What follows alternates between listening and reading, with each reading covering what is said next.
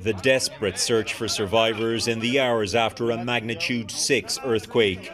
Most of the death and devastation is in the remote eastern Paktika province, along the Pakistan border. The injured carried to helicopters in blankets. There's no sophisticated equipment up in these villages.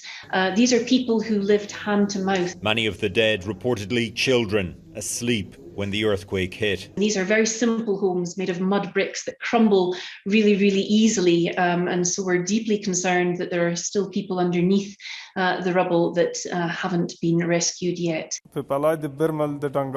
It was so dangerous. We left home immediately, says this man. A lot of people were injured. It is the deadliest earthquake in Afghanistan in at least 2 decades, felt as far away as India. The devastation compounding an ongoing drought, a hunger crisis and the economic collapse following the departure of US-led troops last year.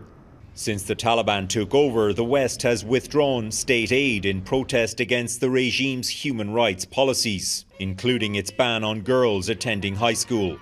All the development agencies, or most of them, left Afghanistan.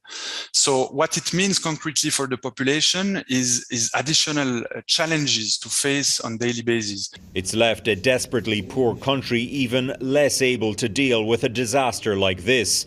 Countries like Canada only send humanitarian aid via organisations like the UN. What I've said to all my counterparts in the House of Commons is I'm willing to work with them to find a solution.